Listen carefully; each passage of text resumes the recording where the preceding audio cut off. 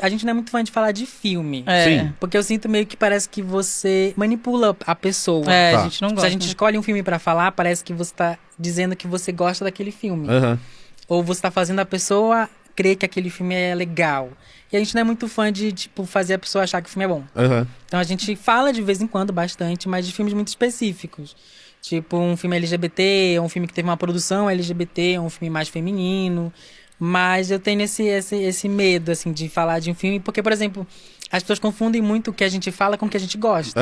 Então, às vezes, a gente já falou de filme que a gente não gostou, mas porque a gente sabe que tem uma importância. Mas a minha questão é, você tropeçou num filme.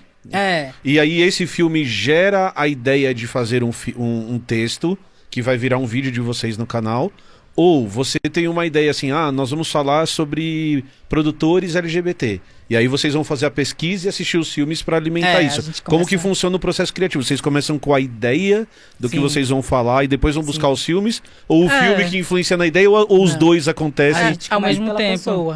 Agora ele tá fazendo um texto sobre a Katharine Hepburn, que é até agora a maior vencedora do Oscar da história, né? E aí, tipo, no decorrer da pesquisa, a gente vai vendo os filmes que a gente assistiu, vai separando. Aqueles que a gente não assistiu, a gente vai guardando. E aí vai tentando achar onde encontra e a gente tira um tempo pra assistir. Mas às vezes nem sempre a gente consegue ver tudo, né? Que a gente fala também. A gente também começou muito o canal por isso, porque a gente acompanhava muitos canais de cinema e a gente via que essas pessoas não falavam das mulheres. Tipo, qual é o filmografia do Scorsese, a filmografia do Spielberg. Foi, verdade. Aí a gente ficava, nossa, tem a Dorothy Eisenman nos anos 20 e 30, tem ainda Lupino. Tipo assim, não tinha nenhum vídeo sobre a Katharine Hepburn. Tipo, ela venceu todos os Oscars, melhor atriz, até hoje ninguém nunca barrou ela. Então, tipo assim, o que ela tem de especial que fez com que ela ganhasse esses 4 Oscars, né? Ou o que tal mulher foi importante, por exemplo, todo mundo conhece a Bette Davis. Mas o que a Bette Davis tem de especial? E, tipo, não tinha isso no YouTube. A gente ficava assim, todo mundo só lembra dos homens, né?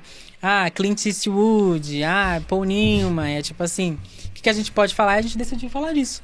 Tipo, pegar as mulheres, né, que são sempre assim, meio relegadinhas lá no cinema. Meio esquecidas. Tipo, recentemente a gente descobriu que a primeira cineasta do mundo mesmo foi uma mulher. Tipo, todo mundo queria fazer filme de propaganda. Francesa. Alice Guy Blaché. Aí ela viu, nossa, mas tô usando pra fazer propaganda, eu posso contar uma história. Então, tipo, ela começou a pegar isso e contar histórias. Então, ela criou o cinema, de certo modo, né? Ela fez o primeiro filme de ficção, ela fez o primeiro filme colorido, que ela pintava a mãos, quadro por quadro. Primeiro filme com narrativa, primeiro filme de terror. Ela inventou o cinema mesmo. Ela inventou o cinema, literalmente, assim. Literalmente. E é muito desconhecida da história, né? E ela mesma, no tempo dela, era apagada. Teve uma época em que ela surtou, porque ela ficava assim, ninguém lembra de mim. Eu comecei o cinema, mas todo mundo lembra do cara da Lua, né? Aquele que fez o filmezinho da Lua, o Méliès. E aí ela correu atrás pra tentar ser lembrada. E até hoje ela ainda é meio apagada, né? Ninguém sabe que uma mulher realmente começou o cinema. Verdade. Ela chegou aí pra Hollywood e fez os primeiros filmes e ela foi a primeira mulher como uma produtora. Então, tipo, ela tem todos esses marcos, mas ela não é lembrada. Tipo, não tem estudos, às vezes, sobre ela. Então já chegou, às vezes, pessoas no nosso canal que estudam cinema e falavam, eu estudo cinema e eu nunca vi falar dela. Caramba. Ninguém nunca me falou dela, eu nunca estudei ela. E, tipo, ela começou o cinema. Qual que é o nome dela? Alice Guy Blaché. Ok.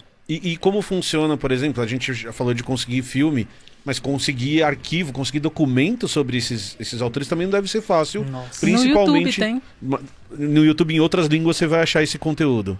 Em português você não vai achar, mas você vai achar esse conteúdo. Mas procurar fontes, por exemplo, sobre essas histórias não deve ser tão simples. Esse é o meu ponto, né? Sim. Com certeza. Não porque se teve o apagamento na década de 10, imagino que... É tudo muito recente. Tipo, ela foi relembrada depois dos anos 2000. Caramba. Aí as Tem um feministas documentário vão lá, dela, acho, né? começam a relembrar e tentam resgatar. Aí tem sempre uma recuperação. Não, assim. e uma coisa, por exemplo, que eu vi num vídeo de vocês, que tava falando sobre a Carmen Miranda. Uma coisa que não tinha me ocorrido. A mulher fez não sei quantos filmes e eles foram, sei lá, não tem mais cópias, foram destruídos, não dá mais pra ver. É super difícil. Tem um realmente. monte de filme que não Não tem existe no Brasil, mais. tipo... Tem pedaço do filme só, o resto queimou. É difícil achar legendados os filmes da Carmen Miranda também. Tem dublado. Tem dublado no YouTube, tem todos, dublado. Só que legendado mesmo, assim... Aí você tem uma brasileira que fez sucesso em Hollywood, mas não vende os boxes do DVD dela no Brasil. né? Você não muito encontra, bizarro. bem difícil encontrar mesmo material assim da Carmen Miranda. E ela nem fez muitos filmes. E o louco é imaginar, eu tava escutando um podcast de cinema ontem, falando sobre True Detective, que a gente tava falando que saiu a 4ª temporada agora, e de como os fãs de True Detective, das outras 3 temporadas, não sei se vocês assistiram a série. Não, ainda não. Que é uma série nas primeiras temporadas só sobre homens, extremamente machista, que mostra a mulher numa posição sempre é retratada da vítima e maltratada sempre. E aí você tem uma inversão nessa temporada, então as heroínas são mulheres, e de como o público de True Detective tá entrando nos Rotten Tomatoes da vida e tudo mais, para dar nota baixa pro filme só porque são mulheres, né? Então a gente fica com a impressão, pô, mas é porque na década de 10 e as coisas mudaram e melhoraram, mas hoje em dia continua tendo esse tipo de coisa. Me atualiza porque eu não conheço a série. É a primeira temporada de quando que é? Primeira temporada 2000 Acho que a primeira temporada foi há 10 anos, mas o Fábio vai confirmar pra mim. Tá, mas então, é recente, não é tão distante assim, não. Então a primeira temporada... Agora é a 4ª. Essa foi a 4ª temporada. Tá, então imagino que vai eles fazem 3 temporadas seguidas. A cada 3 anos, entre aspas. Não, eles fazem a primeira, a segunda e a terceira 3 anos seguidos. Aí a segunda e a terceira são péssimas do ponto de vista de crítica e de público. Aí eles param de fazer um tempo e daí depois eles voltam agora com a 4ª temporada. Ah, tá. Então é isso que eu ia perguntar. Tipo, a 4ª temporada... 14, 15, 19 e 24. 14, 15, primeira e segunda temporada, 19 a terceira. Pulou um pouco, tá. E aí então realmente agora. É recente mesmo. São 10 anos. A primeira foi em 14 e agora a terceira. A 4ª. O que eu ia perguntar é, então quer dizer que essa 4ª temporada ela não estava no planejamento de quem fez lá no começo. É que eles quiseram realmente inverter. É que True Detective é desenhado como uma antologia, então as temporadas elas não são ligadas entre si. Elas têm uma temática geral, vamos dizer assim. E aí a diferença de agora é que o showrunner das 3 primeiras temporadas saiu e entrou uma mulher pra fazer... o cara saiu mesmo. Isso. E ele saiu... Ele saiu teve algum motivo prático? Ele fez 2 temporadas horríveis e aí mandaram ele embora praticamente. O motivo básico. O motivo básico. E é muito louco imaginar que a gente...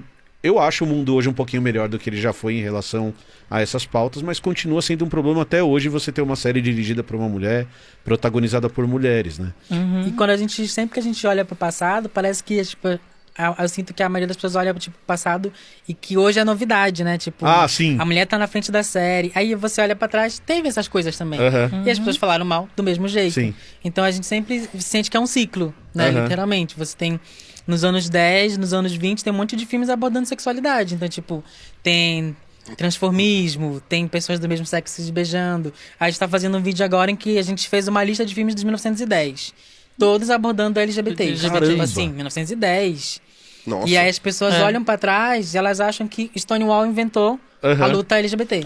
E aí você tem nos anos 1800, teve um cara que reuniu um grupo de ativistas gays para tentar derrubar uma lei homofóbica lá na Alemanha, em 1898. Então, Magnus Hirschfeld. Era no século XIX. E aí você tem nos anos 20, aí vem a Grande Depressão dos Estados Unidos, obviamente, aí depois vem a Segunda Guerra Mundial. Então, tipo assim, é sempre um retrocesso, né? Então, tipo, eu sinto até que pra gente ter chegado agora, nesse período que teve agora de retrocesso, foi porque a gente chegou igual no passado. Um período de muita discussão, atiça esse povo e eles tentam derrubar tudo de novo. Então a gente começa tudo de novo. É um ciclo, né? Exatamente.